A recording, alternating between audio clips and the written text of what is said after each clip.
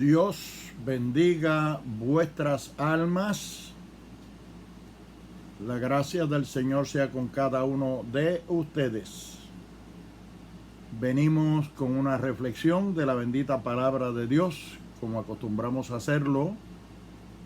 En esta ocasión vamos a hablar sobre el tema de que viene. De que viene. Quiero leer en la epístola a los Hebreos, en el capítulo 10, y vamos a leer versículo 37 al 39, que dice de la siguiente manera: porque aún un poquito, y el que ha de venir vendrá y no tardará. Mas el justo vivirá por la fe. Y si retrocediere, no agradará a mi alma. Pero nosotros no somos de los que retroceden para perdición, sino de los que tienen fe para preservación del alma. Dios bendiga su palabra en nuestros corazones. De que viene. Hemos venido trayendo unos mensajes, unas reflexiones, que no podemos llamar ni sermones ni mensajes extensos, son breves reflexiones, sujetándonos a una breve porción de tiempo que tenemos disponible y que no queremos cansarles en nuestras exposiciones. Por consiguiente, no podemos entrar en mucho lujo de detalles ni ser demasiado ambiciosos en querer cubrir demasiado de mucho terreno escritural y teológico. Pero hemos venido hablando sobre la agenda satánica, la agenda oculta, el estado profundo, cómo vienen las cosas desenrollándose frente a nuestros ojos, cómo viene la sociedad degenerándose, adoptando una conducta destructiva, casi putrefacta en términos de valores. Cómo se viene degenerando la sociedad frente a nuestros ojos. Ya no hay un hogar ni una familia donde no haya alguien que de una manera u otra, en términos de cómo actúa, cómo se comporta, qué amor le tiene a la vida, o cómo cuida de su conducta, de su manera de ser, del testimonio personal y de la familia, del buen nombre, de la honra de la familia, de la honra del hogar, de la honra del buen nombre, de la honra de la sociedad, del vecindario. Cómo la gente se ha tirado al lodo cenagoso del pecado, de la maldad, del vicio, del deterioro moral y espiritual y de la destrucción, muy especialmente la destrucción de la vida espiritual, del alma. Y también vinimos hablando sobre ese personaje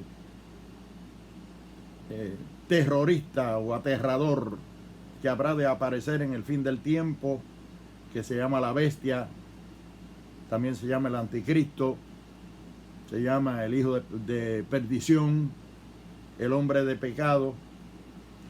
Bueno, todos los nombres que tiene ese personaje aterrador que aparecerá en el último tiempo, nos deja dicho cuál va a ser su naturaleza, cómo de malo va a ser su gobierno, cómo de dominante, aterrador, peligroso en todo el sentido de la palabra. Nadie quiere estar aquí para cuando eso acontezca. Y yo creo que ya es tiempo de que en la ristra de mensajes que traemos sobre esa agenda oculta y sobre ese personaje que se llama el anticristo, del cual ya hemos hablado bastante, ya es tiempo de que le digamos al mundo, y especialmente a todos los que nos escuchan y nos ven, que hay una esperanza bienaventurada para la iglesia de Jesucristo, y que hay una bienaventuranza, una esperanza bienaventurada para todo aquel que a tiempo pueda recapacitar, volver en sí, tomar las riendas de su vida, de su comportamiento, y ponerle freno a esa destrucción y a ese mal vivir, a ese vicio y a ese desenfreno en el que viene viviendo y viene discurriendo su vida y el tiempo, el deterioro, la decadencia, las pérdidas que no cabe duda que viene teniendo. Que a todas luces el pecado no paga, no vale la pena. El vicio no paga, no vale la pena. La rebeldía, la maldad no paga, no vale la pena. Eso es lo que quiere el enemigo de las almas, enemigo de Dios, que se llama diablo y Satanás.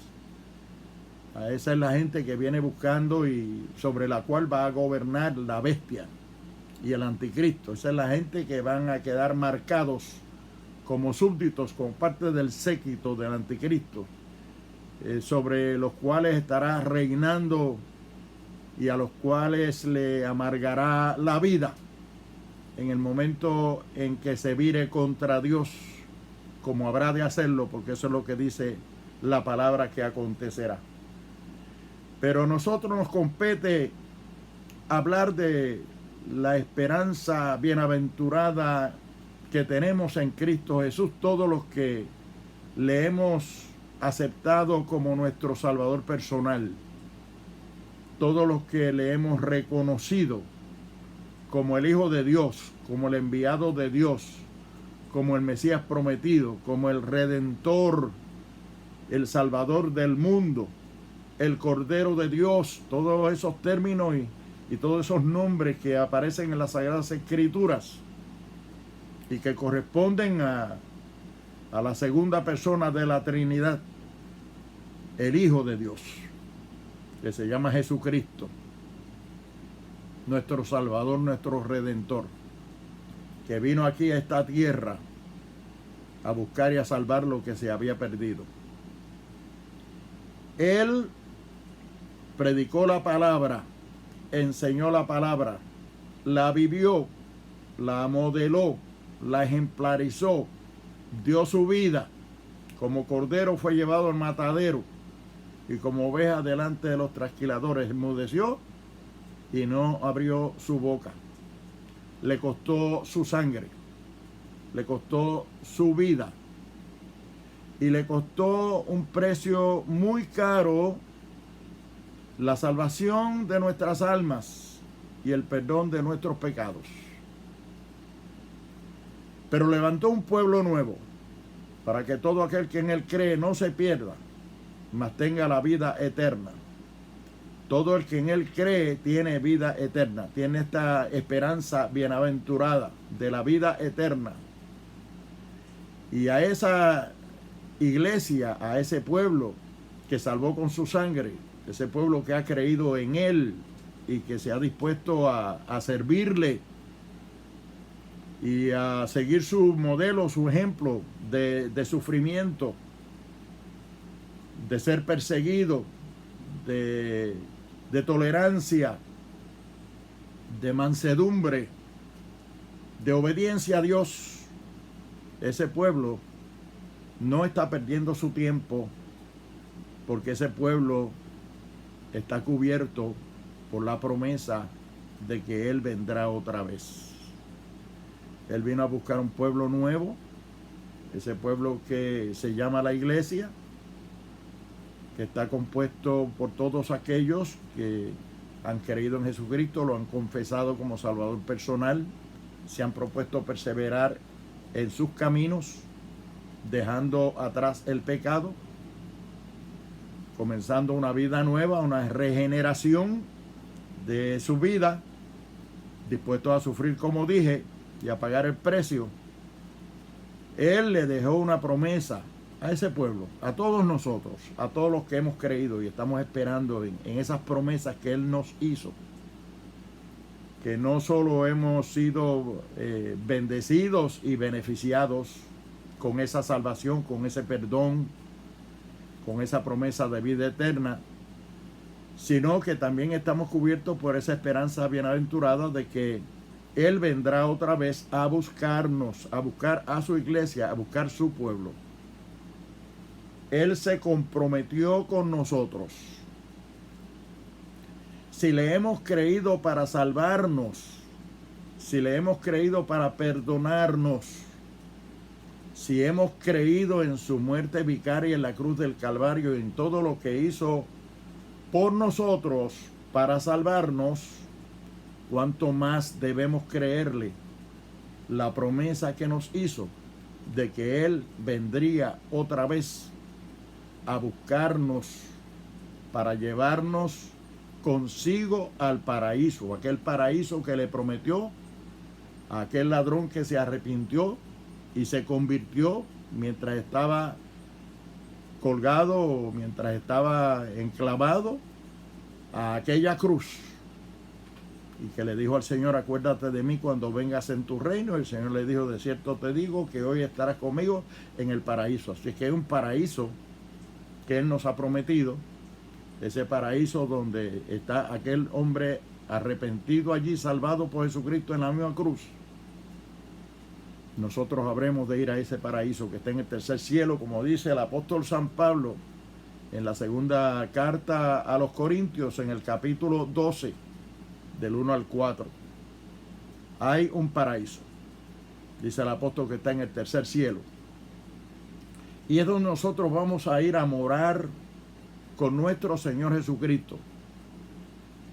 Esto es una promesa que nos hizo Él, que le hizo a la iglesia. Allí en el Evangelio según San Juan, capítulo 14, versos del 1 al 3, dice: no se turbe vuestro corazón, creéis en Dios, creed también en mí. En la casa de mi Padre muchas moradas hay, si así no fuera, yo os lo hubiera dicho. Voy pues a preparar lugar para vosotros. Y si me fuere y os preparare el lugar, vendré otra vez y os tomaré a mí mismo, para que donde yo estoy, vosotros también estéis. Esa fue la promesa que nos hizo. Y Él no miente. Él es el Santo de Dios. Él es el Salvador. Y no hay mentira en Él. Así que lo que Él prometió lo ha de cumplir. Aquí en esta epístola a los Hebreos se nos dice: porque aún un poquito, y el que ha de venir vendrá y no tardará. Y luego se nos exhorta ahí mismo a que no retrocedamos. Es decir, no podemos dar para atrás. No podemos virar para el mundo de pecado. No podemos nosotros desesperarnos. Él viene y viene pronto. Un poquito de tiempo, un tiempito más. Y esa promesa que nos hizo se cumplirá. Pero que no retrocedamos. Y el apóstol Pablo, o el apóstol que escribió la epístola, dice: nosotros no somos de los que retroceden. No podemos ser de los que retroceden. Estamos esperando en un Cristo vivo. Estamos esperando en el Hijo de Dios. Estamos esperando en nuestro Salvador. Creemos en Él. Creemos en su palabra. Creemos en su promesa. No somos de los que retroceden. sino que nosotros somos de los que perseveran para preservación del alma, para la salvación del alma, para preservación de la vida en Cristo Jesús, Señor nuestro. Porque aún un poquito y el que ha de venir vendrá y no tardará. Así que son palabras positivas, afirmativas, esperanzadoras, que nos ayudan a nosotros a continuar tranquilamente en la espera de que el que dijo que habría de venir, habrá de venir, y que no es mucho el tiempo que habremos de esperar, porque es solo un poquito. Y la palabra del Señor allí en el Salmo 90 nos dice que para Dios un día es como 1000 años y 1000 años como un día. También lo dice en el capítulo 3 de la segunda epístola del apóstol Pedro en el Nuevo Testamento, que para Dios 1000 años son como un día y un día como 1000 años. Así es que no ha pasado tanto tiempo desde que Jesucristo se fue, después de todo, dentro de el kairos de Dios, en el tiempo de Dios. En el cronos nuestro, en el tiempo nuestro, pues posiblemente ha pasado 2000 años. Pero en el tiempo de Dios no ha pasado nada más que 2 días. Así es que un poquito, aún un poquito, y el que ha de venir vendrá y no tardará. La exhortación es que no retrocedamos, que nos mantengamos firmes esperando en su promesa, porque Él dijo: vendré otra vez y os tomaré a mí mismo, para que donde yo estoy vosotros también estéis. Él tiene que volver porque tiene que honrar su palabra y la promesa que nos hizo a nosotros de que vendría otra vez. Él lo prometió y Él lo va a cumplir.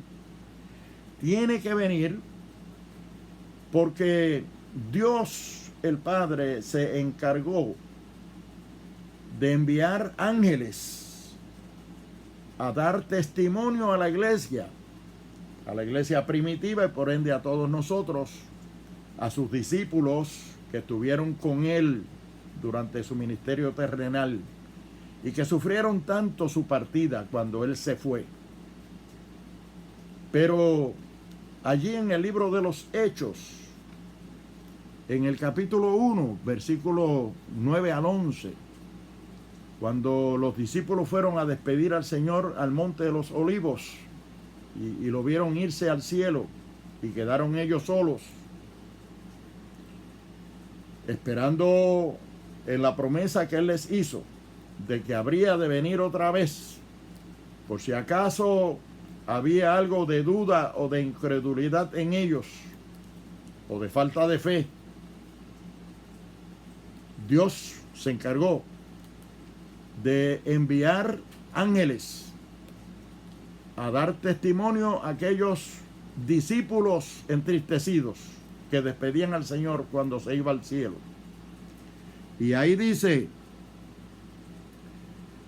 en el verso 9, dice: y habiendo dicho estas cosas, viéndolo ellos, fue alzado y lo recibió una nube que le ocultó de sus ojos.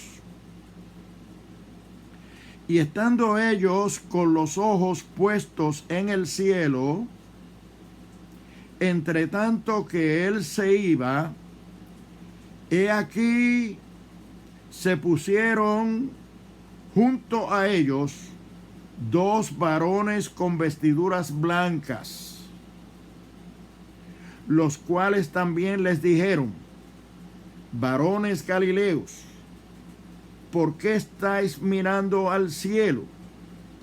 Este mismo Jesús, que ha sido tomado de entre vosotros al cielo, así vendrá como le habéis visto ir al cielo. Así que la palabra del Señor, inspirada por el Espíritu Santo, nos da testimonio, nos deja relato nos deja evidencia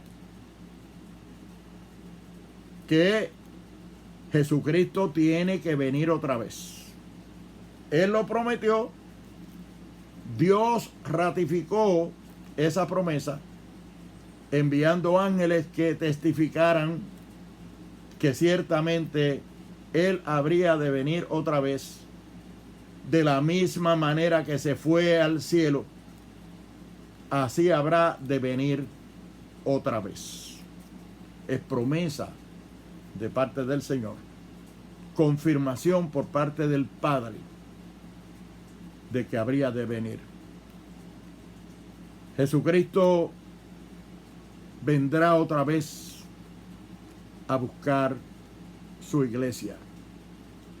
No solamente lo prometió Él, no solamente lo testificaron los ángeles con la autoridad del Padre Celestial, sino que también los apóstoles, los testigos oculares que caminaron con Él, que convivieron con Él, así nos lo enseñaron y lo dejaron registrado en los anales de las Sagradas Escrituras.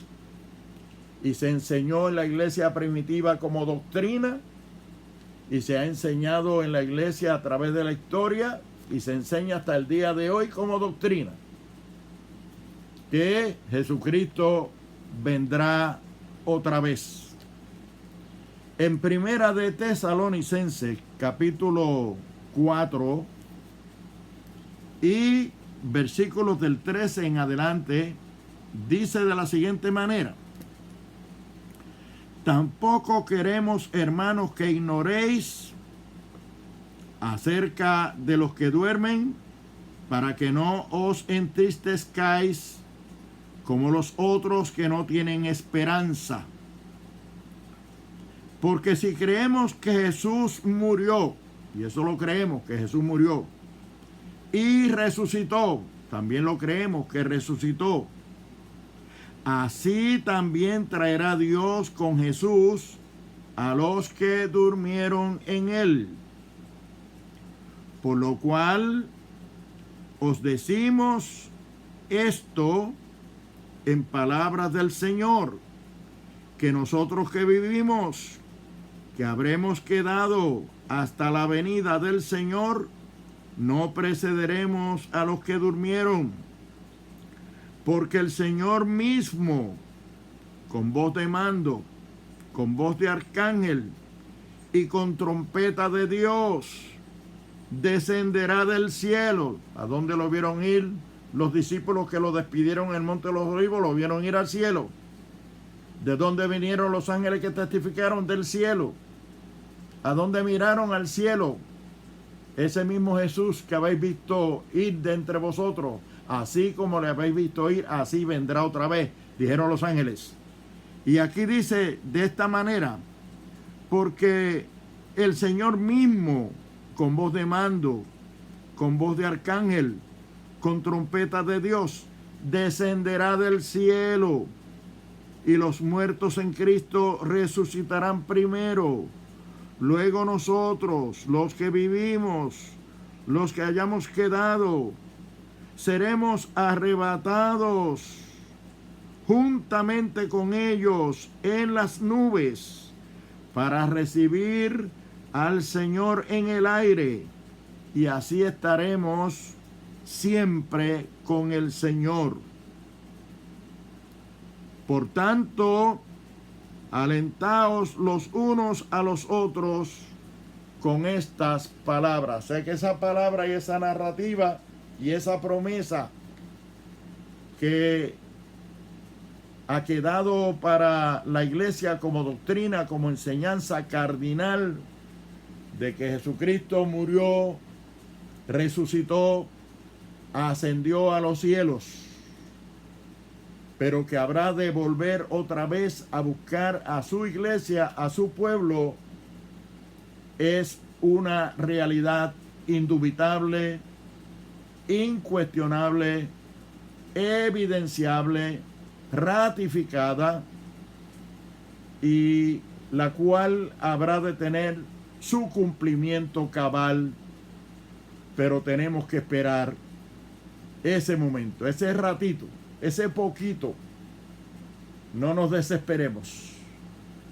Lo que nosotros estamos viendo en el ambiente nos deja dicho que ya el Señor no nos va a dejar sufrir más, porque todo parece estar poniéndose de acuerdo en este mundo malo y pecaminoso para ir en contra de la iglesia, para ir en contra de los cristianos. Hay una persecución velada, hay una forma de hacerle la vida imposible a la iglesia, a los predicadores, al que evangeliza, al que lleva la palabra de Dios, al que quiere vivir una vida sosegada, pura, limpia, para Dios. No se nos está haciendo fácil. Y Jesucristo mismo dijo, cuando estableció la iglesia sobre la tierra, dijo: las puertas del infierno no prevalecerán contra ella. Eso no quiere decir que las puertas del infierno no hagan presión. Sí están haciendo presión. Las puertas del infierno siempre han hecho presión contra la iglesia, y ahora más. Pero no prevalecerán. ¿Por qué no prevalecerán? Porque Cristo viene pronto a buscar su iglesia. Un poquito, solo un poquito, aún un poquito, y el que ha de venir vendrá y no tardará. Él viene pronto. Allí en segunda de Pedro, capítulo 3, versículo 9, dice el apóstol Pedro que el Señor no retarda sus promesas, como algunos la tienen por tardanza, porque hay mucha gente que cree que el Señor tarda, y hay mucha gente también que tratan de contradecir la palabra de Dios, y tratan de hacer sentir mal al creyente y al cristiano, porque ha creído a la promesa del Señor y está esperando la venida de Cristo, y estamos esperando el arrebatamiento de la iglesia, y dicen: pero qué mucho esperan ustedes, qué mucho han tenido que esperar, y tratan de desesperarnos o desesperanzarnos con palabras dañinas, nocivas, venenosas, que solo proceden de la serpiente antigua que se llama Diablo y Satanás, aquella misma que indujo a Eva a pecar en el huerto de Edén. Pero nosotros continuamos esperando, porque el que ha de venir vendrá y no tardará. Dice: el Señor no retarda sus promesas como muchos la tienen por tardanza, sino que es paciente para con nosotros, no queriendo que ninguno se pierda, que ninguno perezca, sino que todos procedan al arrepentimiento. Palabra fiel es esta, que si vivimos con Él, también reinaremos con Él, y si sufrimos con Él, también reinaremos con Él en gloria. Porque un poquito, y el que ha de venir vendrá. Cristo viene pronto.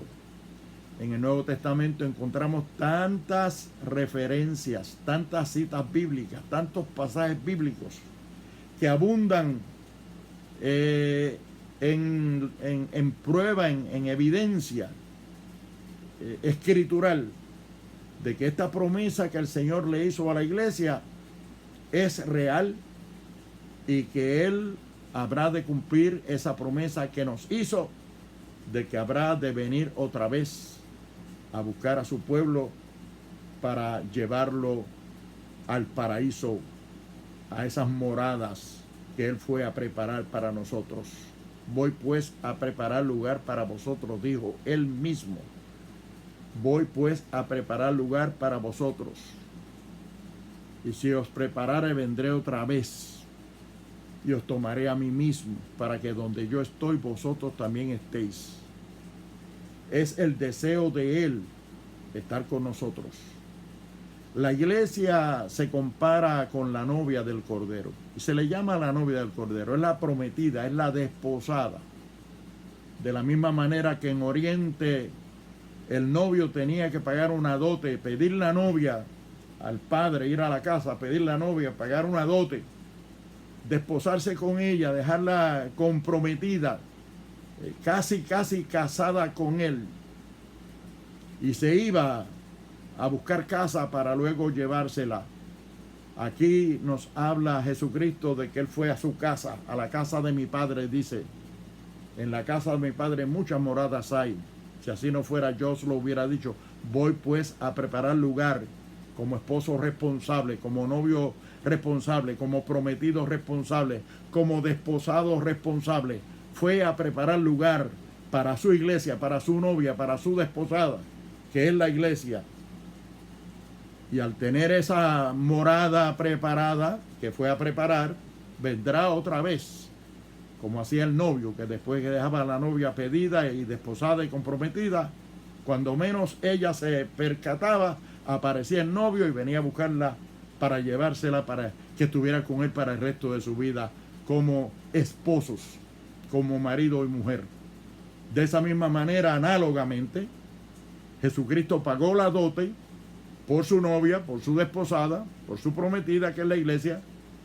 Quedó de venir otra vez a buscarla, y en un abrir y cerrar de ojos, porque dice que será en un abrir y cerrar de ojos, como relámpago que sale en el oriente y se pone en el occidente, así será la venida del Hijo del Hombre, dice la palabra. Como ladrón en la noche que no avisa cuándo viene. Así que nosotros como iglesia lo que nos corresponde es que lo que hemos creído lo sostengamos, nos mantengamos firmes, fuertes, esperando en esa promesa que Él nos hizo de que vendrá otra vez, que creamos al testimonio de los ángeles que dijeron: ese mismo Jesús que ha sido tomado entre vosotros al cielo, así como le habéis visto ir, así vendrá otra vez. Que creamos a la doctrina apostólica que dice que Jesucristo mismo, con voz de mando, con trompeta de Dios, descenderá del cielo, y los muertos en Cristo resucitarán primero, y nosotros, los que vivamos, seremos transformados y seremos arrebatados para encontrarnos con Él en las nubes, en el aire, y de ahí en adelante estaremos siempre con el Señor. Esa es la promesa, amigo que me escucha. Es la palabra de Dios. Es lo que enseña el Nuevo Testamento. Es lo que nosotros hemos aprendido del testimonio de Jesucristo, el Hijo de Dios, el Mesías prometido, el Redentor, el Cordero de Dios, el Salvador del mundo, nuestro Señor y nuestro Redentor, Jesucristo. Esa es su promesa, está ratificada, está confirmada, y aquí nos dice: porque aún un poquito, y el que ha de venir vendrá y no tardará. Esperemos en Él. Aquel que no tiene esa esperanza, porque ni siquiera sabía que esto estaba en la palabra de Dios, o no lo ha creído, o no lo había escuchado, o no ha tenido la oportunidad de leerlo, o de que se le explique.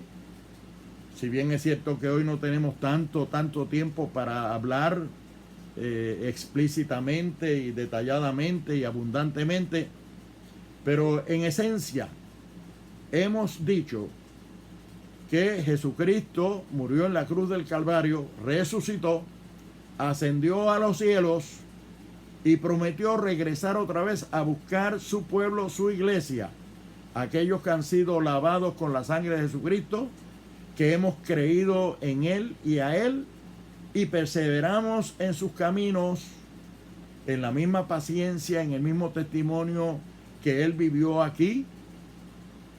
Una vida de dolor, una vida de sufrimiento. No todo es fácil. Hay que pagar un precio. Y ese precio es sufrir, si hay que sufrir, persecución, maltrato, apreturas, todo lo que haya que sufrir, como lo sufrió Cristo.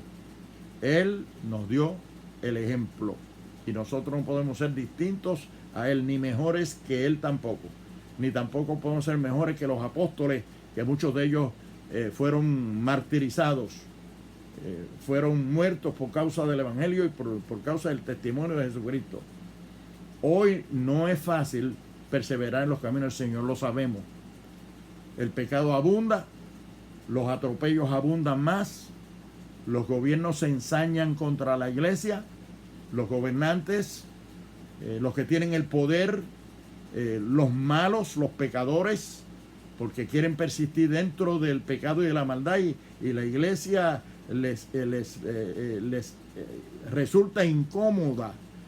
Resulta incómodo el mensaje que predicamos para aquel que quiere vivir en maldad, en pecado, en rebeldía contra Dios, y quiere vivir una vida enlodada en el lodo, en el cieno del pecado. Pues obviamente nosotros como iglesia estamos para predicar a Jesucristo, predicar la palabra de Dios, decirle al mundo que se ha apartado de Dios, que se ha descarrilado de la voluntad divina, de los caminos de Dios, pero también decirle al mundo que Jesucristo murió en la cruz del Calvario para salvar lo que se había perdido, que hay oportunidad de salvación, en tanto que hay vida en el cuerpo, en tanto que estamos aquí, y en tanto que la iglesia está sobre la faz de la tierra. Nuestra encomienda y nuestra obligación es predicar el mensaje de Jesucristo, el mensaje de arrepentimiento, porque Él dijo: arrepentidos y convertidos para que sean borrados todos vuestros pecados. Y todo aquel que le recibe es salvo. Y todo el que es salvo es candidato para irse con Jesucristo al cielo cuando Él venga a buscar su iglesia, en lo que se llama el arrebatamiento de la iglesia, que será antes de que el anticristo venga a establecer ese reino feroz y aterrador sobre la faz de la tierra, y venga el tiempo de tribulación y de gran tribulación que aparece en el libro de Apocalipsis, y que obviamente habrá de tener su lugar en ese tiempo, pero la iglesia no estará aquí. Nosotros ya estaremos con Cristo. Te invito, amigo, si no has recibido a Cristo como tu Salvador personal, hay oportunidad de salvación para ti. Solamente ahí donde tú estás, ábrele tu corazón y dile conmigo esta oración: Padre eterno, te doy gracias por tu misericordia, por tu paciencia para conmigo, y te doy gracias por ese sacrificio vicario, por esa sangre derramada de la cruz del Calvario, por mis pecados. He pecado contra el cielo y contra ti. Me arrepiento de todos mis pecados. Te pido que me perdones, Señor, y que me des esa oportunidad de salvación. Ayúdame a perseverar en tus caminos. Quiero ser una nueva criatura. Quiero convertirme a ti. Quiero ser parte de la iglesia que tú vienes a buscar.